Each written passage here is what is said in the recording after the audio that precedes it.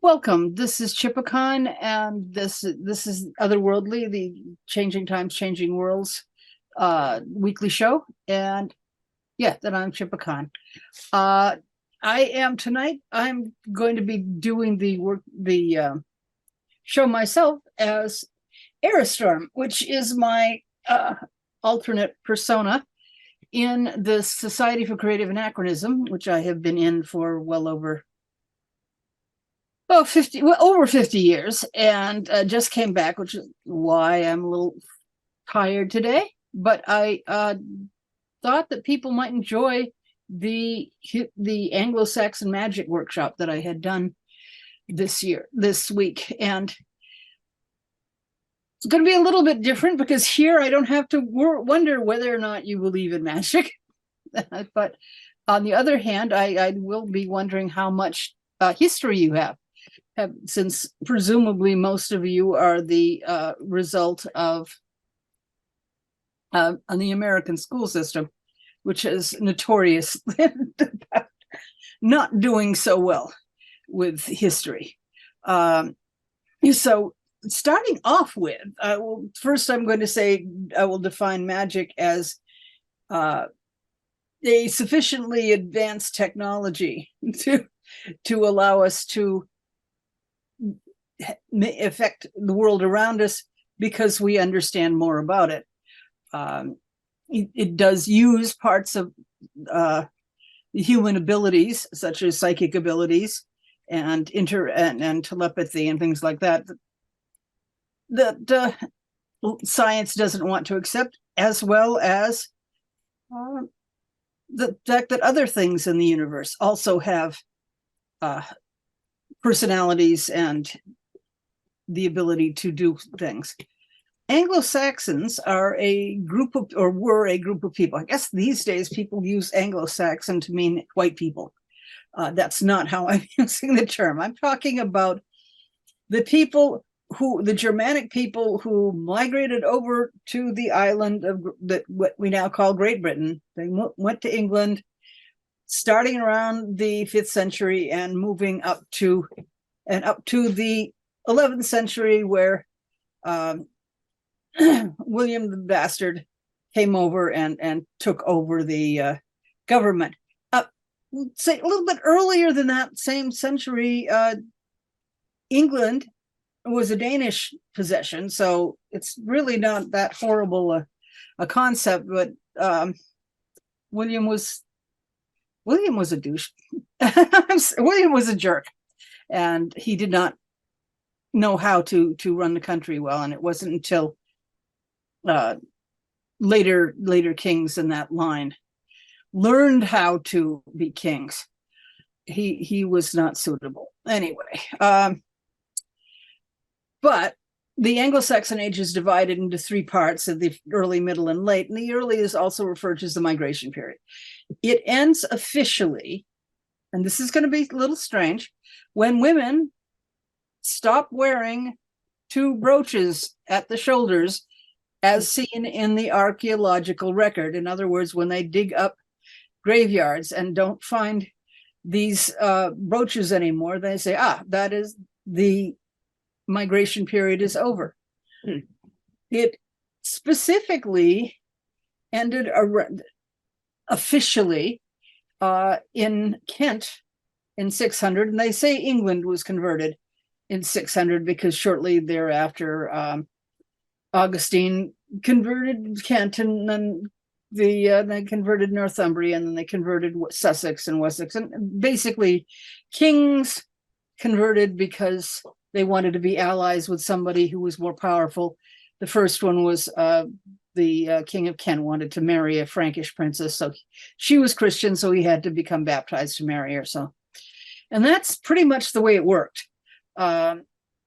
He didn't, except in Mercia, which is the central kingdom, and that didn't convert until 675.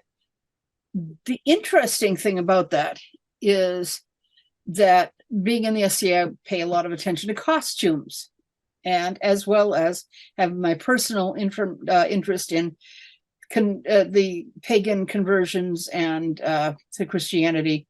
And And I've noticed that the brooches and the conversion happened in later in Mercia. In the 800s, they stopped wearing brooches. In Germany, by the time Boniface went over and converted the Saxons, the continental Saxons. In Iceland, the brooches disappear within a generation after the Icelandic thing voted to become Christian. In Norway, the brooches disappeared, and they had dozens, if not multiple dozens, of different styles from the very earliest periods to the end of the period,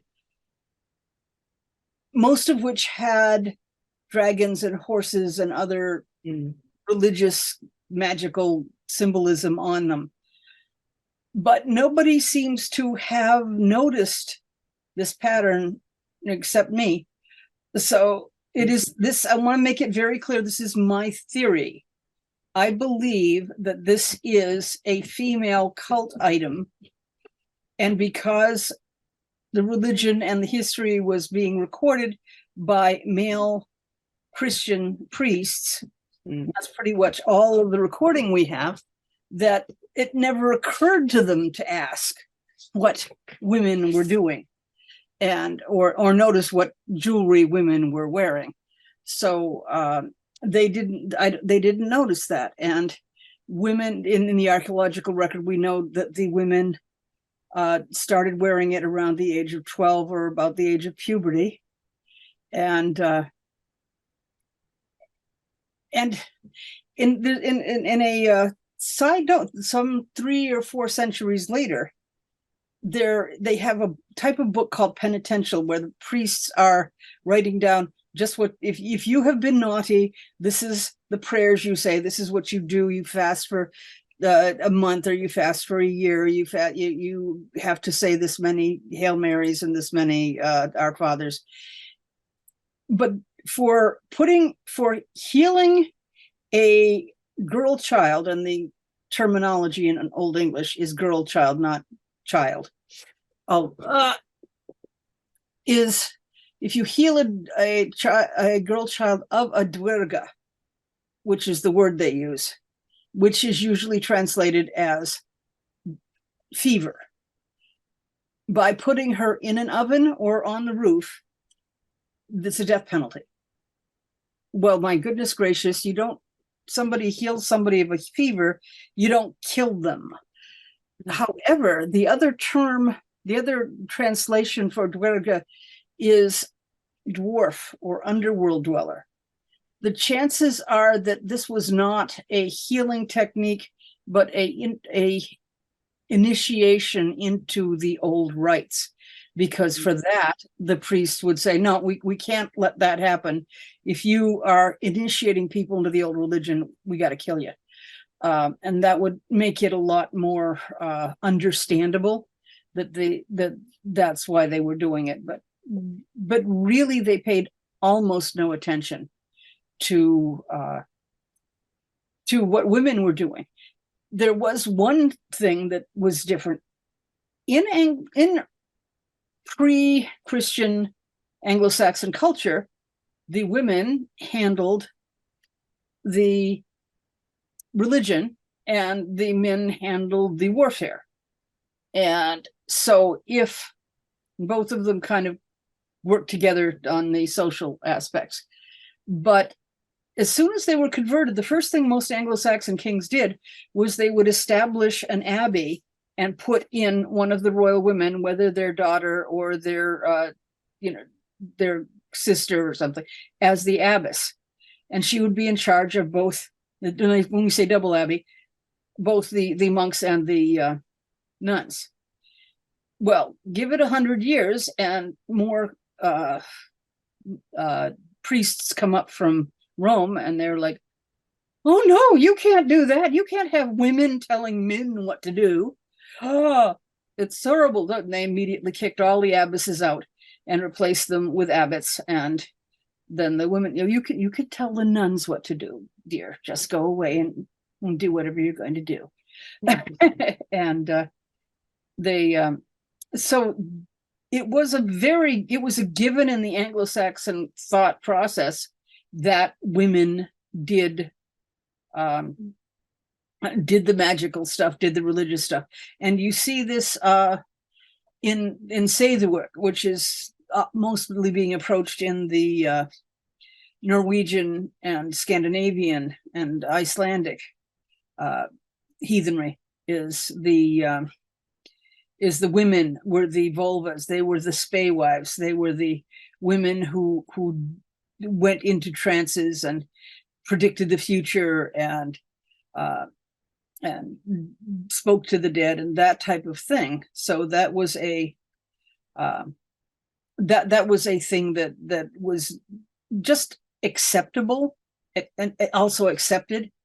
Another thing that made the conversion very difficult for the Christians is that the polytheistic Anglo-Saxons, it's very hard to explain monotheism to a polytheist. If you talk to your ancestors, if you talk to the gods, if you talk to the elves and the spirits around you all the time, then here comes this Christ character who is really good at healing, and so is his followers. It's like, hey, anybody who can heal, we're good. And there are many examples of priests coming in after they have baptized a visiting king, and they go over to see, okay, show us your church.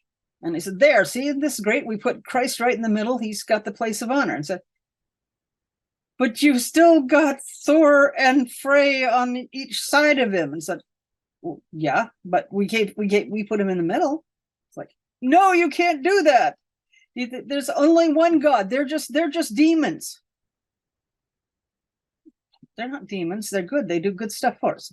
No. They're deluding you into thinking you're getting good stuff from them. It's like, it's just very difficult to wrap your mind around there's only one God if you're constantly talking to them, and you know there's more than one of them. And so that was some of the challenges, and that's part of what made magic a little difficult for them to change. They never managed to wipe out magic. Interestingly, although it was considered a heresy not to believe in magic and witchcraft from I think it was the 12th and 13th century onward, from the 6th, 7th, 8th centuries, Christians, the line was that there was no such thing as magic. It was all a delusion, and anybody who believed in it was foolish, and anything that you thought was accomplished by magic, you simply imagined. And that was the position of the church. But they did make one exception. They did acknowledge that witches could really make men impotent. That one they had enough personal experience with that they're perfectly willing to admit that yes, magic can make people men impotent, but the rest of it's all in your imagination. So, right. If I may, Tchipakkan, Tito asked a question a little ways up in the chat. Is that why Christians made men head of household, rather that they were afraid of women gaining more control? Well, probably. The thing is that because of Augustine of Hippo and Paul and a few of the other church fathers being from misogynistic backgrounds, whether they were personally or whether they simply whether it was their culture, they were very women must be seen and not heard. They're there to breed and for our amusement, and no, we don't. So yeah, that's why some of these early writers were very, very influential. There was a very sad aspect of, if it was written down by somebody we trust, then it must be true, and they just keep reinterpreting it to try and apply it to whatever they were living through. So it was a strange situation as Christianity during the migration period of Anglo-Saxon was still one of many religions. It wasn't considered default until up until the 14th century. So that was, I would say, actually around 1000 in Europe. It was willing to assume that it was a given. It was a religion, but that's. But I do want to get to the magic, but you can't really divorce magic from religion in many ways. So we had to cover that. But on the other hand, I will say that the women and they had both men and women as magical practitioners. We know that they had professional magic users because there were certain charms and spells that they did that would take a month to do. So there was a headache cure that required that you mix the ingredients and you set it in the moon for a full cycle of the moon. If you've got a headache, you're not going to be waiting for a month to make your cure. You're going to go to the person who's already got it and buy it from them. And they adapted. Many of the things that were done, they simply, as Gregory had told them, when you move into a new place, put a church on where they're already used to worshiping. If they have a building, purify it and do it. If they're already worshiping, if they have a holiday, figure out which Christian holiday it is, let them celebrate whatever it is they're used to doing, but you have them celebrate it as a Christian feast. That would allow them to be eased into it. Now, on the same date, because the Vatican kept really good records, he wrote this letter to send up to England. He wrote a letter to a bishop in Greece that said, if anybody is still doing processions for the old gods, death penalty, kill them. Because obviously Greece had been Christian for six centuries and they should know better by now. So Gregory was quite, it's like, we'll ease the new people in, but the old people we're going to take a hard line. So, but it was that was at the tail end of the first outbreaks of well, the 6th century was incredibly crazy. There was like what we're going through now. They had the first outbreaks of the bubonic plague. They had what essentially is climate change. There were huge storms in the North Sea.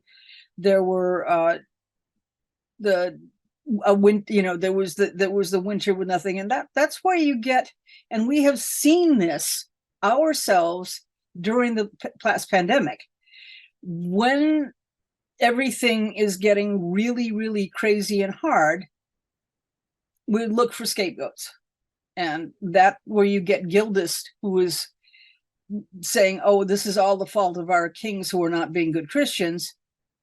It's people who have watched whole towns die around them are going to get crazy and need something to explain it to them. So let's not be, it gives me a little bit more perspective than I had 5 years ago on people who are getting a little bent out of shape. You see some fanatic writing his sermons and screaming about things, and we have our people who are screaming about Jewish space lasers, and so yeah, humans are about the same. So let us move onward. Okay, so Christianity was very, very good at healing. That was one of the things that made them very popular. The other thing that Christians did was great, was they wrote things down. And what mostly has survived from that period is the medical texts, what they call leech books. And a leech was not something that sucked your blood. A leech is simply the Old English word for a doctor, for a medical healer. So, but and a lot of those books came from Roman sources, and they were copied and they were recopied and they were recopied. And for me, one of the more interesting things is looking at the illustrations of some of the herbs, because plants pretty much stay the same. And when you look at plantain, which is shaped like this mostly, and it's like, okay, I can recognize the plant. Okay, what's that one? And you look at the illustrations, and the thing is that they didn't go out to the herb garden and copy the herb that they were growing there. They copied the manuscript that they had, because it was a holy manuscript and it had come from Rome, or it had come from somebody who had copied it from somebody who'd copied it from somebody who'd come from Rome. And that's very so that's a thing. So we have the church had this, the original. It's got to be, we got to be copying it from the original thing. Now, given that, we also have issues with translations, because there are tons and tons of Anglo-Saxon words for magic. For instance, there is skincraft, which is skincraft, which is skill with ghosts, what we would probably call mediums these days. They had galdercraft, which is singing or making charms, because did you get that, dear? And then there was runecraft, which was skill with runes. They had what they called drycraft, which is druid skills. There was still a memory of the druids who had been mostly wiped out by the 5th or 6th century, but the skills and the stories of what they had been able to do remained. So that was drycraft, and then leechcraft was healing skill. Liebecraft was herbcraft. Devilcraft, this is a Christian word.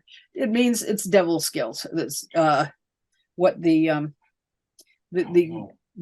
priests referred to it. And then, of course, there's WICCE craft, which is pronounced witchcraft. The double C in Old English is pronounced ch. So if you have, which apparently Gerald Gardner did not know. So if there is something that is Wicca, that's modern. If you have Wicca, Wicca is a magic worker in the Old English, or Wicca is a male magic worker. Wicca is a female magic worker.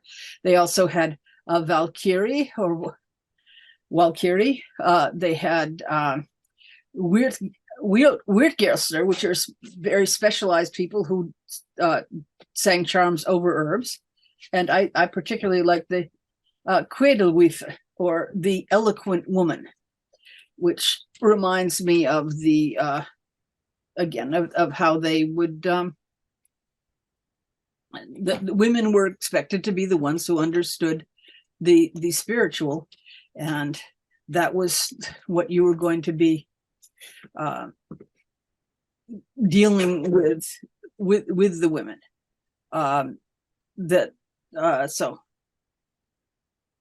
But what kinds of magic did they use? Well, they used astrology. That went on. That pretty much did come up from the Mediterranean area. They had dream interpretation perfectly acceptable to the Christians, because after all, excuse me, the Joseph interpreted dreams. And let's face it, everybody dreams. Just about more people dream than actually see ghosts. and it's very difficult to get people to recruit. Excuse me.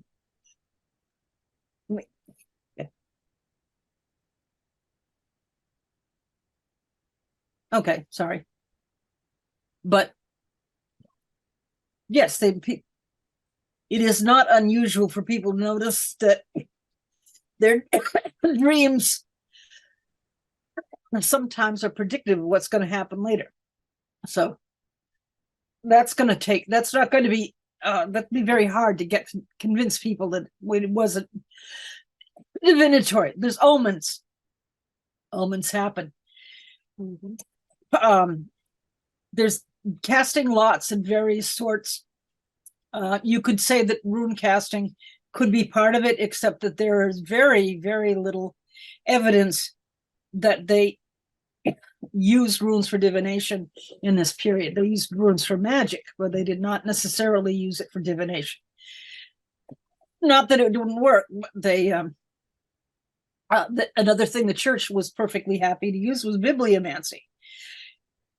Again, that came from, gee, what a surprise, a literate culture. The Romans, who started bibliomancy, usually by sticking a stylus into the end of a scroll of Virgil. And then they would unroll it till they found where the stylus was sitting. And that they would, and see how that applied to the situation they were dealing with. And of course, there's also talking to the dead, which some people have talents for. And just about everybody had some ability. We are intuitive, and that increases when it is accepted and you are taught how to make it work better for you. One of the things that they were still whining about some 3 or 4 centuries after the conversion was that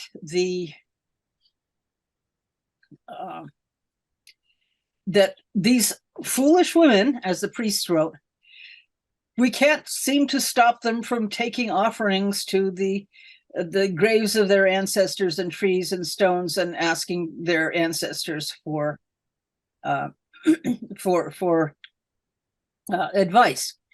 Well, I am just going to tell you that no housewife, especially a housewife who has to grow just about everything they eat, has to frickin' spin and weave and make every stitch you're wearing, when everything the water she heats and the food she cooks has to be chopped and such. Nobody is going to give that as an offering if you're not getting something back from it.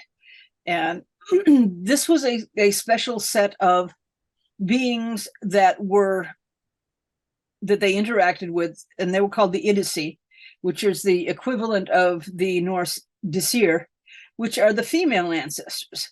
And if you think a lot about the ancestors, that the dead people who Odin and Freya scooped up the dead warriors from the battlefield and they took them to Valhalla, and I forget the name of Freya's place, but those people, those are the warriors. Then many of us have heard of Anjar. I can't pronounce it well. But the Idisi seem to have been the women who were running the family and who didn't see any reason why they should stop just because they died. And so they would, their descendants would bring them offerings, and then they would probably sit and listen with their still small voice to grandmother, great-grandmother, great-mothers, what shall we do? And apparently are getting enough good advice that they kept doing that. So talking to dead people was definitely something that was not as uncommon as the priest would like. But I am going to say that in many instances, the priests did take over the actions of the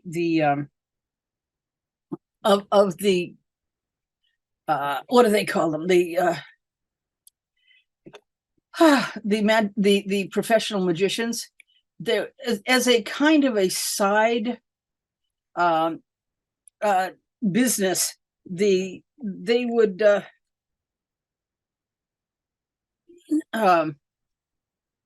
they would sell certain things. For instance, they would sell the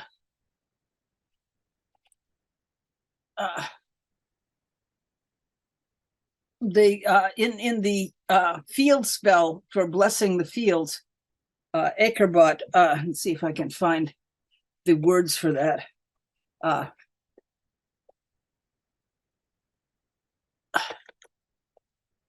The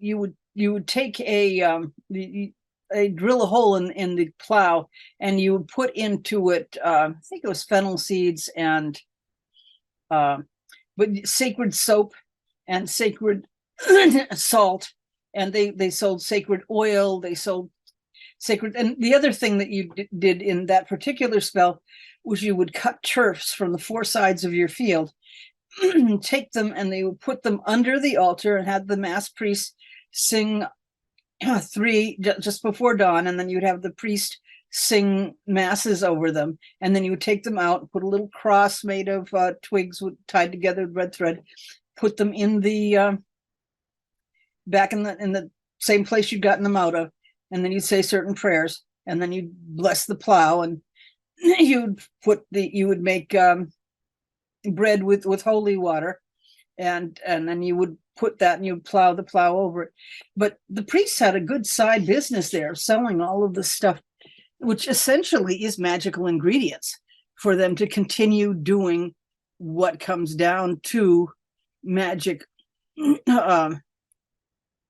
magic that you were going to do for yourself. So they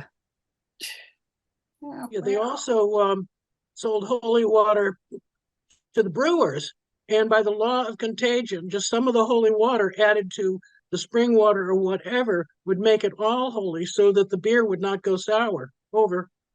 Oh well. Yeah, so you have the two sides of the SCA Dark Ages. We got Jane does the Vikings, and I do the Anglo-Saxons. So but the Norse holy water actually was Thorvatn, which was rain that came down on a Thor's day from a thunderstorm, because the god had touched it. And so that was the holy water for the pagan Norse. But the Christian would have their holy water their way, maybe, but a lot of the uses were the same in both cultures. Over. Yeah, it probably was very similar. It's kind of interesting to watch how many things were similar, or you could detect the similarities as it became Christian. Some of the books that they had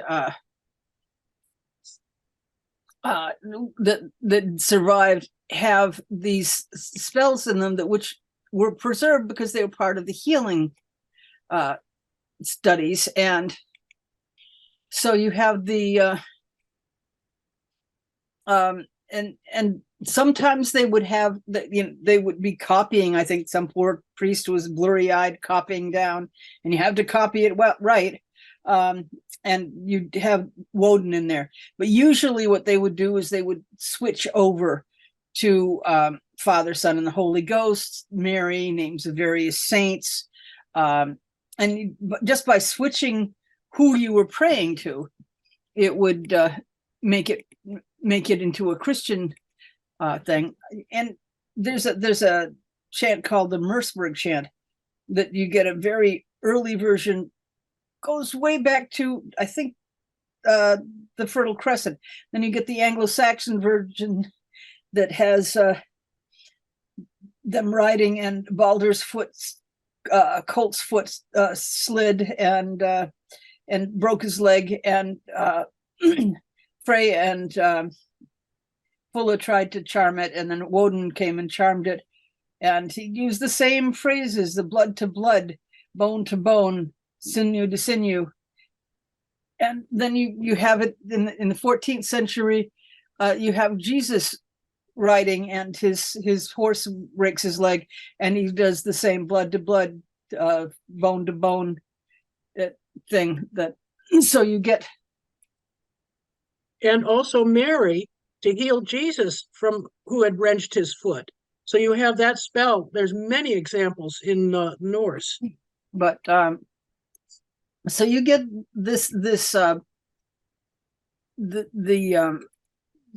continuity by simply changing it. In the you'll see in the earlier versions, you would have runes, and they would sometimes put the entire Futhark on, and then you get up to the in the Christians, they will put Alpha and Omega, and you put the sign of the cross, and presume they assume that every time in a spell they had the little X cross sign, that you were supposed to cross yourself while you were doing it. But we had they just had wonderful continuity going there. And they used, as Jane had mentioned, the law of contagion, which is anything has been in contact with something, therefore partakes of the energy of it. So if you do a spell on the horse's harness, it will then reach the stolen horse and bring the horse back to you. If you a shell will contain the energy of the water that was carried in it. A piece of hair or clothing is connected to the person that was in it. This is the basis of a lot of the healing magic of the saints. People would go to the saints. This is where you'd have reliquaries, where you would put a saint's bone in it, and you would save it, or you would go to a saint's grave, and they practically excavated the really good saint. They would take all the dirt from around them, because that would contain some of the holiness of the saint, which would do the healing for you. And that was in the laws of similarity, which is where if everything is connected, as above, so below, as within, so without. When one does an action to an item that is symbolic of another item, then the change will occur in the other item. So this will happen going back to contagion, one of my favorite things is that they would write runes on a plate, and then they would use ale, and they would use the ale to wash the runes, which have just been written by dipping your finger in ale, and then they would wash it into a cup and have the patient drink it. And then later on, when you have Christianity, they would hang the holy wafers around their necks. So that was clearly the same things. But then you get with the law of similarity, if a plant looks like something, for instance, a dandelion is yellow, and a person who gets a problem with their liver is yellow, their skin gets yellowish tinge, their eyes get yellow, that must be dandelion roots, good for your liver. And also forget-me-nots for eyes. Eyebright cures the eyes. And that too. Otherworldly, which cures snake bite, which of course begs the question whether the name was received because they were using it to heal that, or whether or not they did it. And there's a whole bunch of before the Linnaean system came along, a lot of plants had the same names because they were all, this is snake root, this is liver plant, this is whatever. Willows, whose roots look like the gnarled knuckles, were said to grow in swampy places because God put them there, because that's where their medicinal property, helping arthritis and fevers, was going to be needed. I actually believe that plants do show up where they want to come and help you. So that is but there are different elements of spells. One of the things that they do is they'll talk to the herbs, but they will talk to the target. If you have a duerga, if you have a fever, if you have some of the things that they would call a disease would be Lathan that Gain Long Fair is the loathed thing that goes over the land. They knew what contagion was. They may not have known what bacteria and virus were, but they sure as heck knew about contagion. They would, after a person was sick, they would frequently burn all of their bedding and clothing so that other people wouldn't catch it from it. So they did understand that you would catch many diseases from other things. But they would use, but they would address, sometimes they would just go shamanically and talk to these thing, and they would say, you sucker, we don't like you, we want you to go away, we're sending you to the mountain, you're sending you over the water, we're sending you away, you're not going to ever come back. And sometimes they would talk to the ingredients, they would talk to the plants themselves, and they would frequently say things like, Maven, you remember what you did at Ray and Melda, do that again here. You are this, and this is what you do. They would start out by defining, this is what you're going to do for me. If they would talk to a god, and if they were entreating a god, said, you've done this before, you did it for him, do it for me. If there was one way I would describe how Anglo-Saxon magic differs from other magics, is it was incredibly legalistic. They were being very, very specific. They did, they were going to cover every darn, there's not going to be any loopholes. They say, whether you have been harmed by an elf, whether you have been harmed by a god, whether you have been harmed by a troll, whether you have been harmed by a witch, whether you have been harmed by, it's like, they're just going to make sure there are no loopholes that the whatever can say, well, you didn't say it, what they didn't get to me, so I'm not going to do it. They were very, very careful. And they did many of the typical things, the abracadabra spell. They had counting backwards spells. There were 9 sisters who came to plague this poor person with fever, and then there were 8 sisters, and then there were 7 sisters, and then there were 6 sisters, then down to there were none. They had one that was, and you will disappear like a piece of dung that has been thrown on the wall, and which dries in the sun and gets smaller and smaller and smaller, and then is gone away completely. So they're dwindling spells. There are a magician might command, or he might entreat, depending on whether he's talking to a god or a disease. He'd talk to the sun and use its effects. They would talk to the magical workers. They used blood, they used spit, they used lots of herbal ingredients, and they would sing over them. And I'll give you just a little bit of it. It's a pity that it's not live. When it's live, when I sing bits of the 9 herbs chant, I can feel my hands get warm, and in a class, people can generally feel it projecting out. And I don't think that's going to work with the computer, because I don't think it works like that, but who knows, maybe you'll feel something.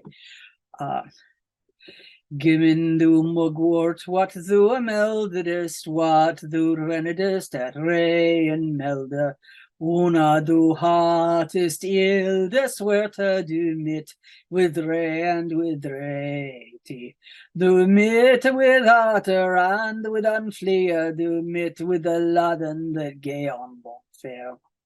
Now that's part of the 9 herbs chant, and you sing it over the herbs as you collect them. There's often special times and ways that you are supposed to collect herbs. You sing it as you prepare them, and you sing it in this particular case. It says you sing it into each ear, into the mouth, and into the wound.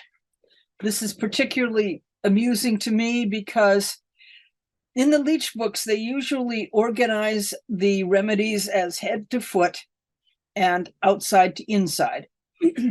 And the 9 herbs chant doesn't specifically say anything, but here's the verse, and this is how you prepare the herbs.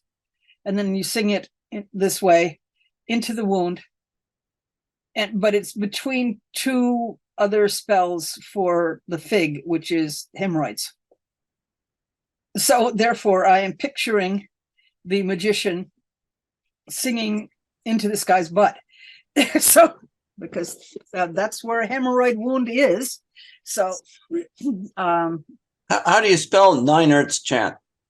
9 herbs. It would be 9 herbs. 9 herbs, yes. And you can find it if you look on Raven Caldeira's website. He has a clip of him singing the whole way through. It's very impressive. Do I have that link? I shall do. But it is. It's another one where they go through from the grain and the green sickness. Many people are confused because otter is the term for sickness, not poison, but people think in terms of the poisonous snake, the adder, and so the adder is the people get that a little bit mixed up, but they are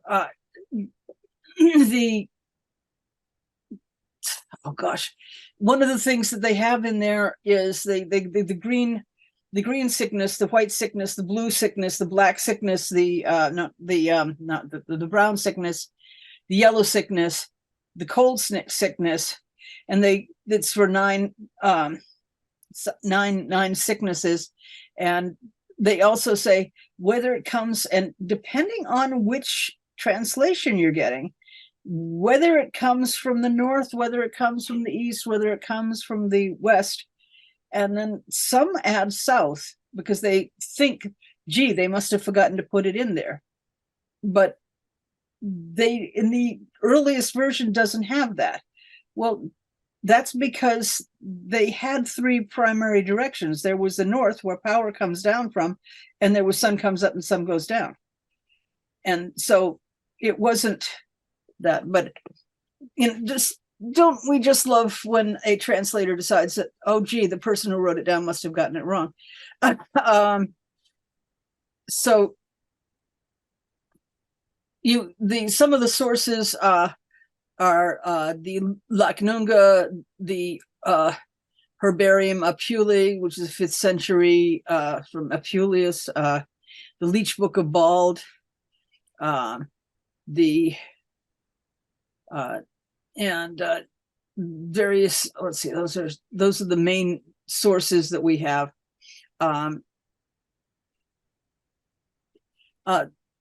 The book on Anglo-Saxon Magick by Storm suggests that holy water was a replacement for dew, whereas Jane has just suggested that it's a replacement for Thor's water. So it's, there was adaptation.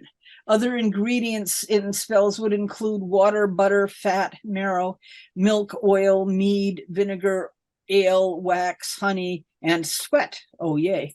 Let's just go collect some sweat there and use that. So we have seen there's runes used. They have instructions. Now, one of the things I'm going to point out is that some students, I think it was about 10 years ago in England, recreated one of the anti-infection herbal treatments which basically had used leeks and garlic and in a copper pot and some other things. and they followed the instructions. And one presumes that includes the chanting, because they were trying to do that. And to their great surprise, because this was a academic exercise, this stuff kills Staph aureus, which is a huge problem in hospitals these days, because Staph aureus, there's a lot of bacteria that Staph aureus is hard to kill, and we must not assume that that they were helpless in the face of illness, that these things didn't work. Now, admittedly, some of the things were a little odd. One of my favorite bits was that there was if they could find a dung beetle, and I'm not quite sure what kind of dung beetle, I don't think it was the Egyptian scarab, they would grab it and shake it, and they had a charm that they would say over it, and they would release this poor, now dizzy, beaten up beetle to wander off and say, what the heck just happened? And that would transfer the ability to heal a stomachache to their hands for a year, and then they could put their hands on a person's belly, and then it would heal their hands. Other things that were not quite as kind, even though, for instance, that to heal a infection, probably a sty on the eye, you caught a fox and just put your hands over your ears and hum, if you don't like hearing cruelty to animals here. You then knock the fox's eye out and release the living fox to run away, and then you use that as the fox's eye as one of the ingredients to put on the human's eye. It's okay now, you can uncover your ears. But they'd used a lot of animal parts as well as herbs. We now know that they often specified whether you should use bear fat or lard or tallow or goose fat. It depended. And since we now know that emu fat has an amazing ability to heal wounds, and they use it up at the Shriners Hospital in Toronto, specifying different fats no longer seems as odd to me as it did when I first read about this. And also, since I've been using herbs, I actually now prefer white willow bark as a headache treatment to aspirin. It's gentler, and colt's foot will clear up your stuffy head like Benadryl without leaving you drowsy. So lovely stuff. And we sing, not in Old English usually, over our herbal preparations when we're making them, because it does it. Other things that they took. Can I fit in the next 5 minutes? Your breath, which is associated with the galder, and it's breath, like blood, is associated with life. Without breath, you don't have much life. And so with the singing, the magicians could, and also magicians could blow power into something. Timing, magical processes of time. Frequently, things had to be done just before dawn or just after dawn or before dark or whatever, like the field blessing. And the field blessing was apparently being used right up almost to the millennia. So it was like, that's a lot. Okay. Moments of transition, liminal times. Many of these things are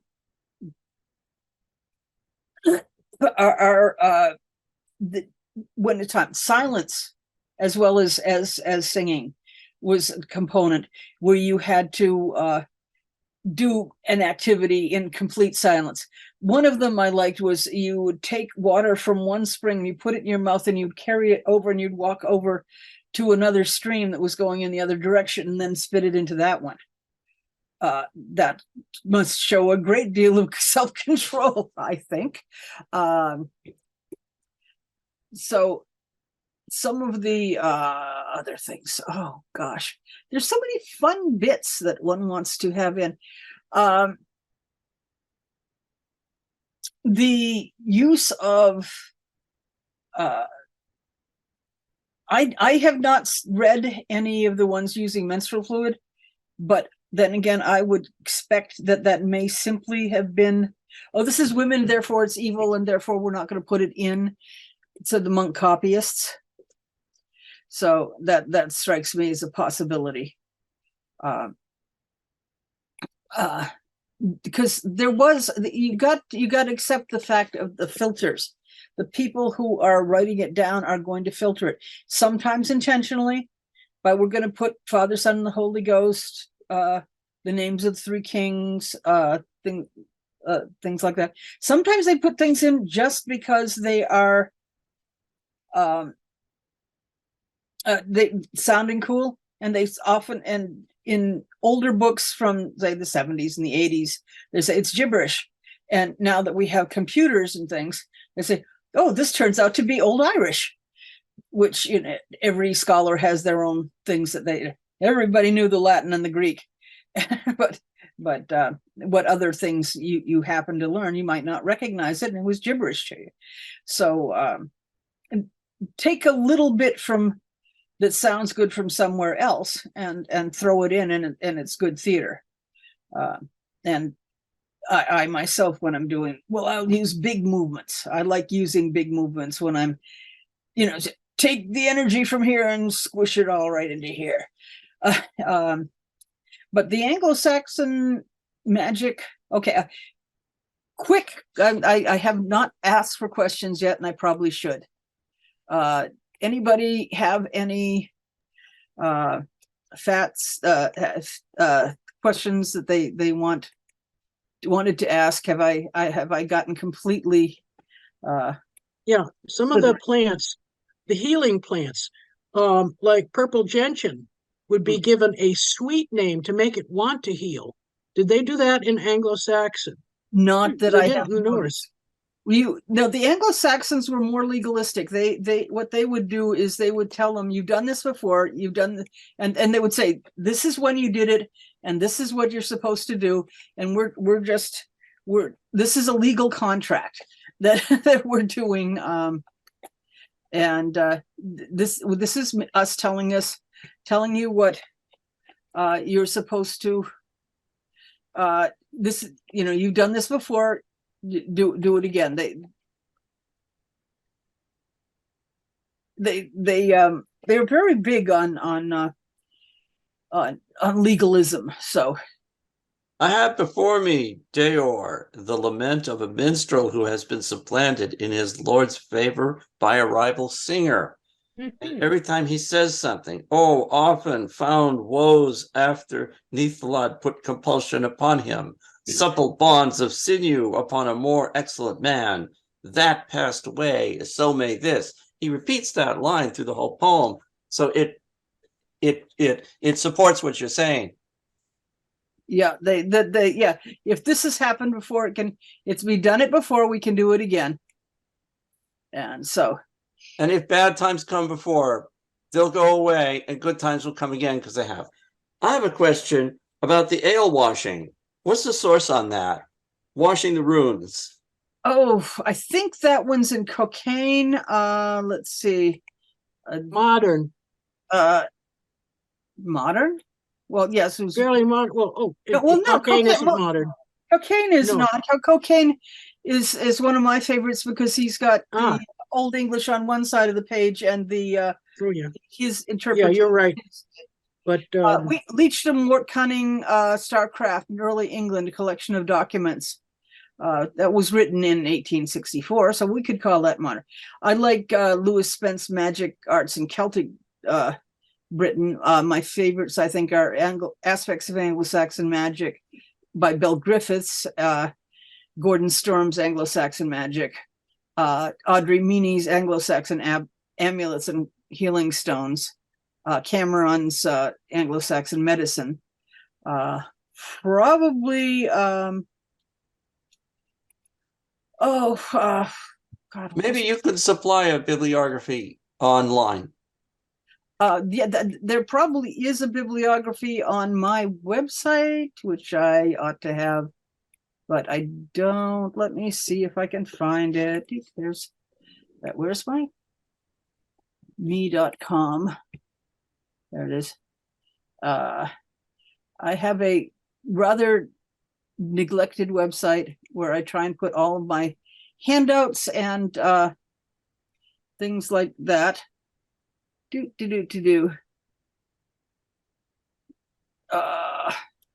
Well, here is the basic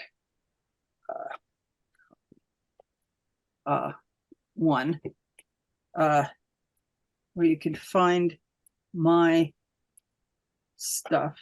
Now that's supposed to go to everybody in meeting there. And under that one, under Tchipakkan, you can find there's look in.